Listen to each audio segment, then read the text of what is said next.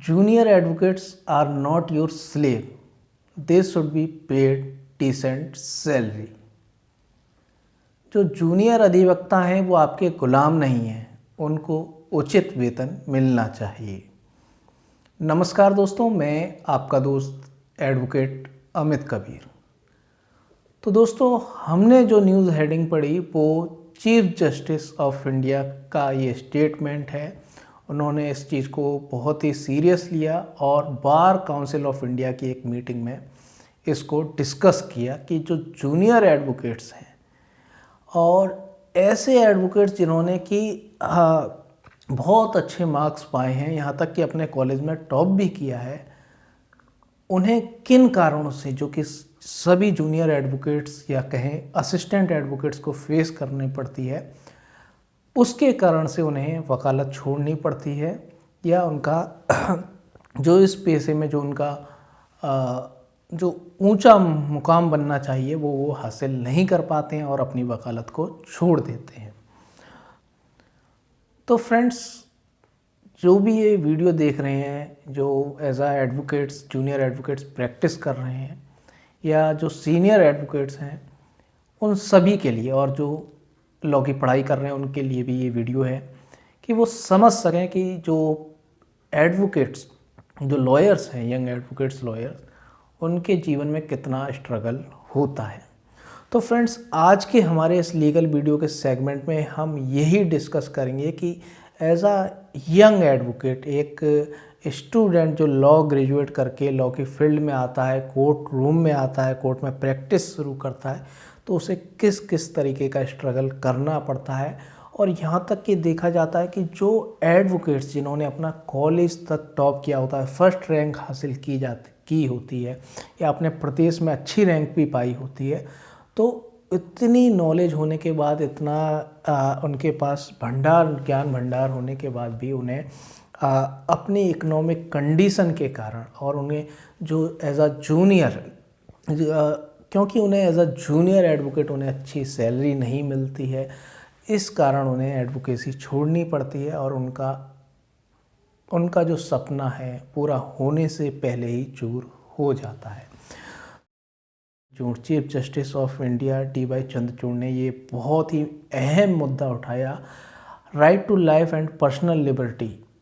Guaranteed in article 21 of Indian constitution. ये guarantee देता है कि व्यक्ति को डिग्निटी फुल लाइफ जीने का अधिकार है।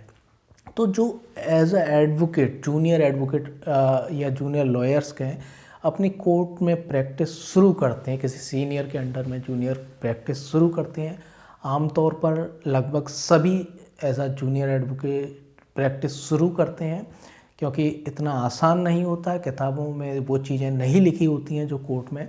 एज अ प्रैक्टिकल होती हैं, किस तरीके से समन भिजवाए जाएँ, नोटिस भिजवाए जाएँ, क्या क्या बीच में जो इंट्रोगेटरी प्रोसीडिंग होती हैं वो बुक्स में नहीं होती हैं, वो ही अहम होती हैं। उसी के लिए आपको एज अ जूनियर से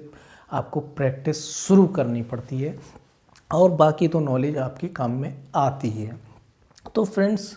क्या होता है, जब आप एज अ जूनियर एडवोकेसी शुरू करते हैं तो आपको बहुत कम रुपया आपको मिलता है। इतना कम रुपये मिलता है, आप फैमिली का तो छोड़िए, अपना ही गुजर बसर नहीं कर सकते हैं। आप सिर्फ अपना किराया निकाल सकते हैं और बहुत से लोग तो इतना कम देते हैं कि किराया भी नहीं निकाल सकते हैं। छोड़िए, अपना भी गुजर बसर करना, अपनी भी लाइवलीहुड कमाना बड़ा मुश्किल हो जाता है। तो ऐसी परिस्थिति में जो एडवोकेट्स जिनका कोई अर्निंग का सोर्स है, उनके घर में कोई बिजनेस चल रहा है, उनका बड़ा भाई या सरकारी नौकरी में, उनके परिवार में कोई सरकारी नौकरी में है, तो ऐसे लोग हैं, या ख़ास तौर से कि जिनके घर में कोई आय का साधन है, जिनके घर पे कोई भी आय का साधन हो, उनका बिजनेस हो या कहीं से भी उनकी अर्निंग हो रही हो, तो वो कम नॉलेज होने के बावजूद भी इस फील्ड में सरवाइव कर जाते हैं। और वहीं जो एडवोकेट्स जिन पर इतनी नॉलेज होती है, इतना ज्ञान होता है, यहाँ तक कि उन्होंने अपना कॉलेज तक टॉप किया होता है, वो इन परिस्थितियों में, क्योंकि उनके घर में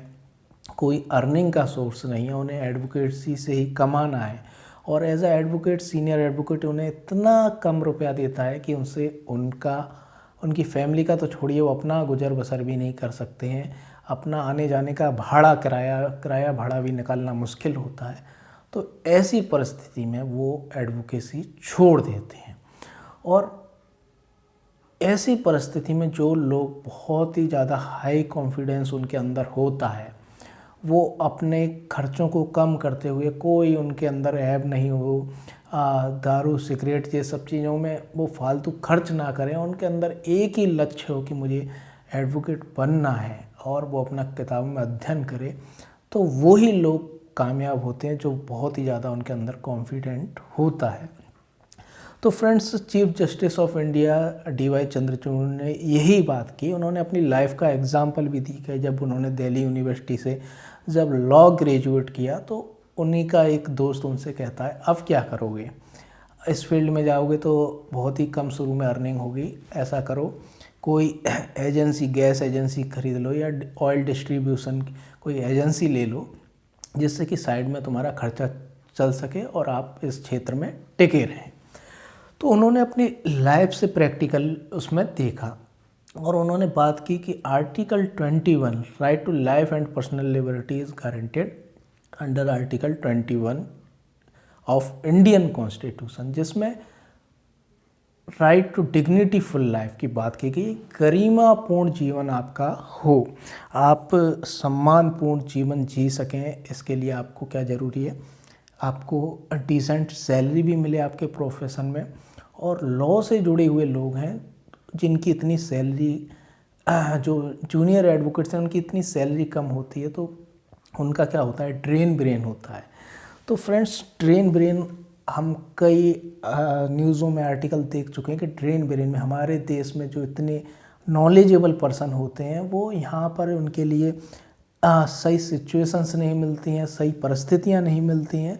इस कारण वो विदेश चले जाते हैं और वहाँ पर उनके लिए जो एटमॉस्फेयर मिलता है वहाँ पर वो अपनी नॉलेज का प्रयोग करते हैं। तो हमारा देश का सारा ब्रेन ड्रेन हो रहा है, वो विदेश में जाता जा रहा है। तो इससे क्या हो रहा है, हमारा देश यहाँ पर वीक भी होता है। जो यहाँ पर होना चाहिए, जो यहाँ का मस्तिष्क का यूज़, यहाँ के माइंड का यूज़ यहीं पर यूज़ होना चाहिए,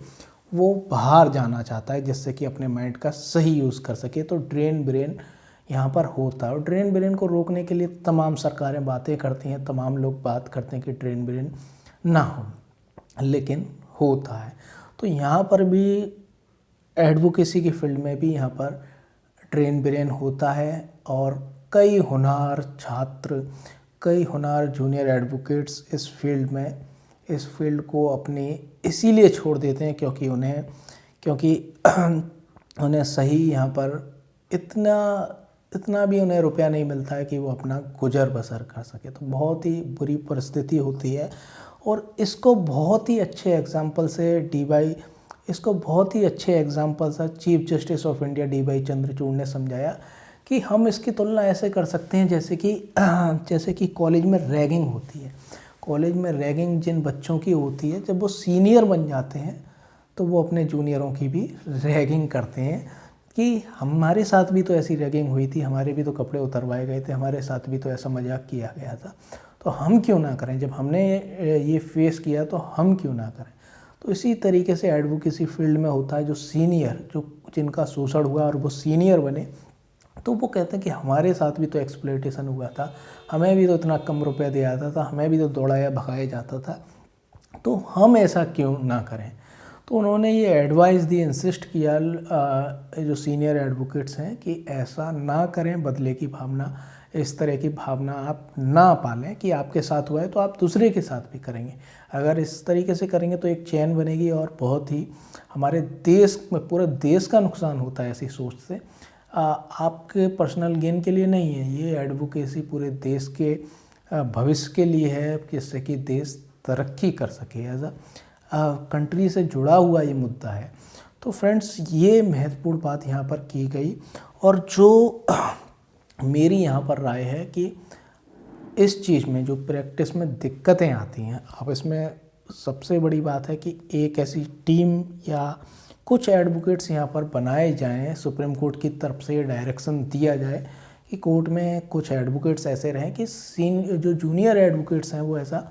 खुद ही इंडिपेंडेंट प्रैक्टिस शुरू करना चाहते हैं, उन्हें किसी प्रोसेस में कोई दिक्कत आती है कोर्ट में कि नोटिस किस तरीके से भेजना है,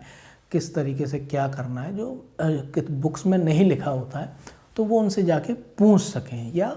सबसे बेहतरीन होगा कि 1 घंटा या आधा घंटा खुद जजेस भी अपने लिए टाइम निकालें जूनियर एडवोकेट्स के लिए, कि जो उन्हें परेशानी आ रही है, जिस प्रोसेस में दिक्कत आ रही है, वो उनसे एडवाइस ले सकें। ये हो सकता है सैटरडे संडे जो हमारा छुट्टी का दिन रहता है, सेकंड सैटरडे या फोर्थ सैटरडे, तो जो जजेस हैं वो यंग एडवोकेट्स की बहुत अच्छी तरीके से मदद कर सकते हैं। तो एज अ सीनियर एडवोकेट्स हैं जो मदद करना चाहते हैं, और जो जजेस हैं वो मदद करना चाहते हैं, तो उन्हें इस तरीके का डायरेक्शन दिया जाना चाहिए कि इस तरीके से वो यंग एडवोकेट्स की मदद कर सकें। और यहाँ पर जो रिटायर जजेस हैं जिन्हें पूरा प्रोसीजर रट जाता है, तो उनको भी इस तरीके से सैलरी बेस पे उन्हें लगाया जा सकता है कि वो कोर्ट में यंग एडवोकेट्स, जूनियर एडवोकेट्स की मदद करें, जिससे कि वो इंडिपेंडेंट अपना वर्क शुरू कर सकें। और जो सीनियर एडवोकेट्स उन्हें रखना चाहते हैं एज एडवोकेट्स, तो वो अपने आप ही उन्हें अच्छी सैलरी देंगे, क्योंकि वो अपना काम शुरू खुद ही कर देंगे। तो यहाँ पर एक कंपटीशन बढ़ेगा, तो वो उन्हें खुद ही यहाँ पर ऐसी परिस्थिति में क्या होगा, उन्हें ज़रूरत पड़ेगी। बिना जूनियर के कोई भी एडवोकेट सर्वाइव करना बड़ा मुश्किल होता है सीनियर एडवोकेट्स का, क्योंकि उनके वो हैंड्स होते हैं और उनके बगैर वो बहुत ही मुश्किल हो जाएगा उनका काम करना। और वो आपको अच्छी सैलरी यहाँ पर देंगे, क्योंकि आप यहाँ पर क्या करेंगे आप यहाँ पर यदि इस तरह की नियुक्ति कर दी जाती है कि कोई जो सीनियर एडवोकेट्स हैं उन्हें नियुक्त कर दिया जाए कि जो भी आपसे प्रोसीजर पूछें सिविल या क्रिमिनल का जो कोर्ट में, तो वो उन्हें आपको बता दिया जाए, तो क्या होगा, आप खुद ही independent as a advocate practice शुरू कर लेंगे, आपको दिक्कत नहीं होगी। तो फ्रेंड्स, ये मेरी ओपिनियन थी। और आपकी क्या एडवाइस है, आप क्या कहना चाहते हैं, हमें कमेंट्स बॉक्स में कमेंट करके ज़रूर बताएं। तो फ्रेंड्स, नमस्कार, थैंक यू, और हमारे यूट्यूब चैनल को सब्सक्राइब कर लें और इस वीडियो को अधिक से अधिक शेयर करें, क्योंकि ये पब्लिक इंटरेस्ट में ये वीडियो बनाया गया है। तो फ्रेंड्स, इस वीडियो को शेयर करना बिल्कुल ना भूलें। तो friends, once again thank you very very much.